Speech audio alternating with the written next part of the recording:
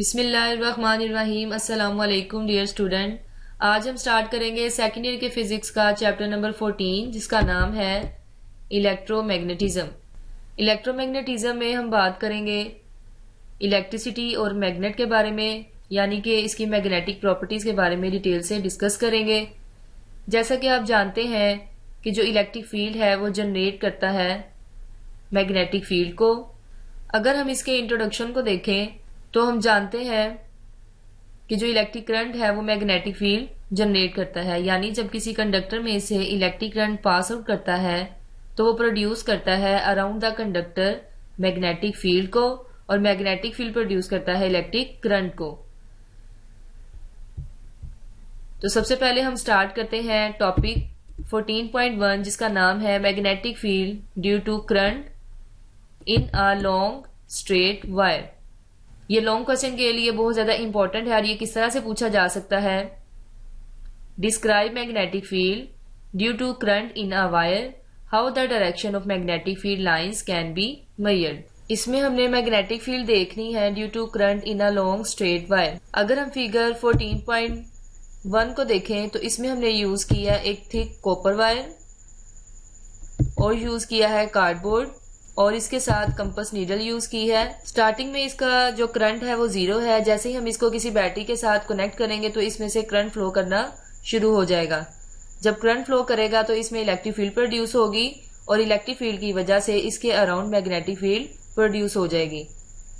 इसके साथ ये डायग्राम भी करेंगे और ये लॉन्ग क्वेश्चन स्टार्ट करेंगे। Take a straight thick copper wire and pass it vertically through a hole in a horizontal piece of cardboard.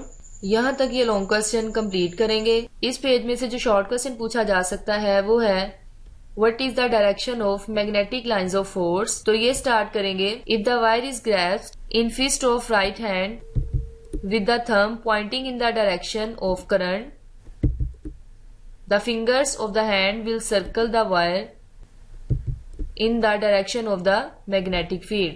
कि जब हम किसी वायर को अपने राइट हैंड में ग्रैस्प करेंगे तो जो थंब है वो करंट की डायरेक्शन को शो करेगा और जो कर्ल फिंगर्स हैं वो मैग्नेटिक फील्ड के डायरेक्शन को शो करेंगी।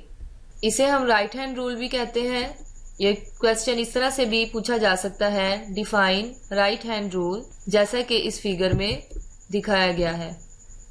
हमारा नेक्स्ट टॉपिक है 14.2 जिसका नाम है force on a current carrying conductor in a uniform magnetic field. और ये किस तरह से पूछा जा सकता है, explain how the force acts on a current carrying conductor placed in an uniform magnetic field. या इस तरह से भी पूछा जा सकता है, derive an expression for the force acting on a current carrying conductor placed in a uniform magnetic field। अगर हम फिगर 14.2 को एक्सप्लेन करें तो इसमें हमने यूज की है 2 कंडक्टिंग रेल्स और इसके ऊपर एक कंडक्टर प्लेस किया है जो कि मूवेबल कंडक्टर है।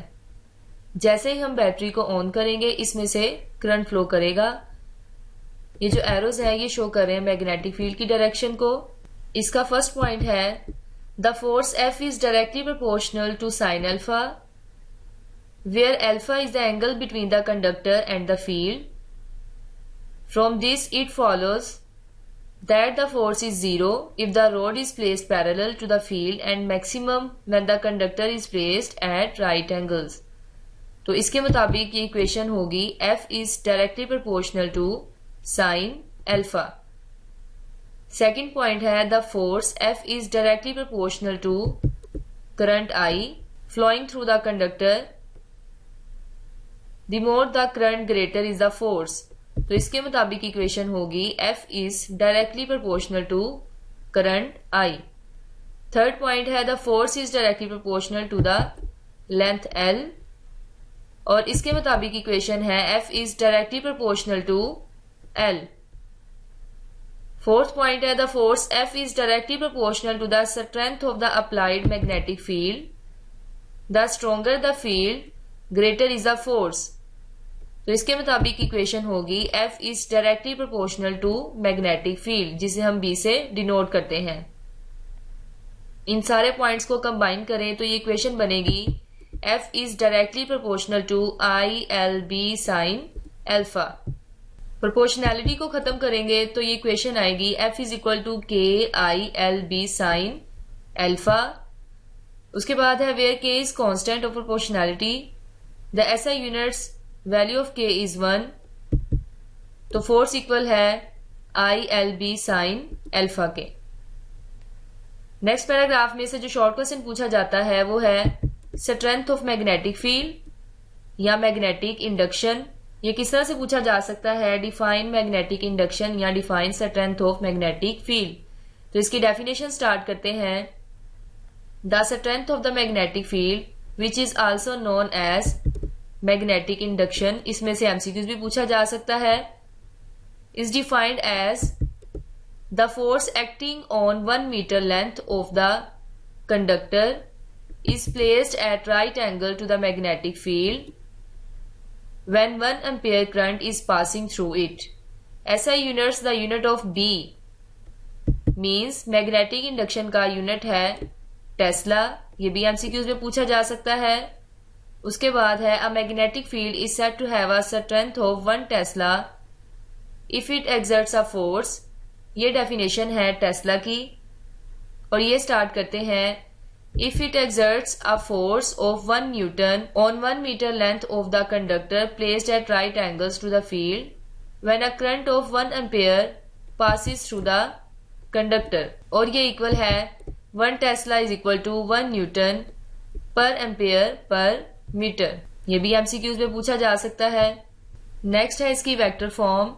उसके मुताबिक इक्वेशन है F is equal to I L cross B, where the vector L in the direction of current flow, the magnitude of the vector I L cross B is ILB sin alpha, where alpha is the angle between the vector L and B। ये page भी long question में complete करेंगे। यहां तक ये long question complete हो जाएगा। Next है एग्जाम्पल नंबर 14.1। इसकी स्टेटमेंट है a 20 centimeter wire carrying in a current of 10 ampere is placed in a uniform magnetic field of 0.30 Tesla.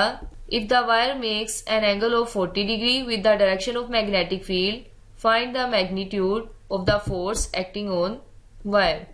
इसका सोल्यूशन हम कंप्लीट करेंगे।